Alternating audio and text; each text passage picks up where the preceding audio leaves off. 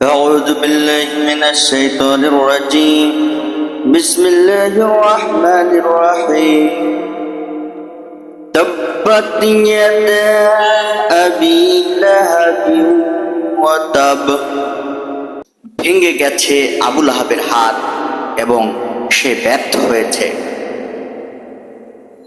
এই আয়াতের ব্যাখ্যায় বলা হচ্ছে, আবু লাহাবের আসল নাম ছিল আব্দুল উজ্জা। তাকে আবু লাহাব বলে ডাকার কারণ তার গায়ের রং ছিল উজ্জ্বল সাদা লালে মেশানো। লাহাব বলা হয় আগুনের শিখাকে।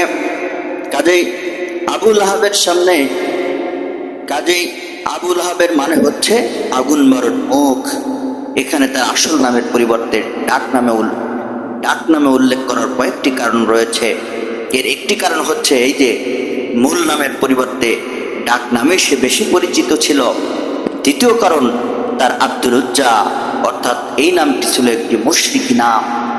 কোরআনে তাকে এই নামে উল্লেখ করা পছন্দ করা হয়নি। তৃতীয় কারণ, এই সূরায় তার যে পরিণতি বর্ণনা করা হয়েছে তার সাথে এই ডাক নামই বেশি সম্পর্কিত। তাব্বাত ইয়াদা আবি লাহাব এর অর্থ কোন তাফসীরকারক করেছেন ভেঙ্গে যাক আবু লাহাবের হাত, এবং ওয়াতাব শব্দের মানে করেছেন সে ধ্বংস হয়ে যাক অথবা সে ধ্বংস হয়ে গেছে।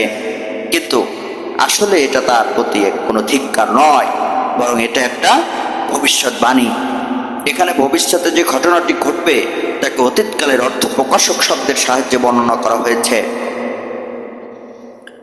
এর মানে তার হওয়াটা যেন এত বেশি নিশ্চিত যেমন তা হয়ে গেছে, আর আসলে শেষ পর্যন্ত তাই হলো যা সূরায় কয়েক বছর আগে বর্ণনা করা হয়েছিল।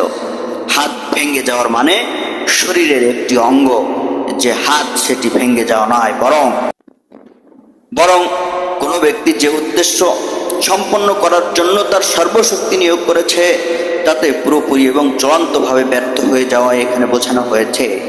আর আবু লাহাব বিশ্বনবীর দাওয়াতকে ক্ষতিগ্রস্ত করার জন্য যথার্থই নিজের সর্বশক্তি নিয়োগ করেছিল। কিন্তু এ সূরাটি নাজিল হবার মাত্র 7-8 বছর পরেই বদরের যুদ্ধ অনুষ্ঠিত হয়। এই যুদ্ধে কুরাইশদের অধিকাংশ বড় সর্দার নিহত হয়। তারা সবাই ইসলামের বিরোধিতা এবং ইসলামের প্রতি শত্রুতার ক্ষেত্রে আবু লাহাবের সহযোগী ছিল। এই পরাজয়ের খবর মক্কায় পৌঁছার পর সে এত বেশি মর্মাহত হয় যে এরপর সে 7 দিনের বেশি জীবিত থাকতে পারেনি।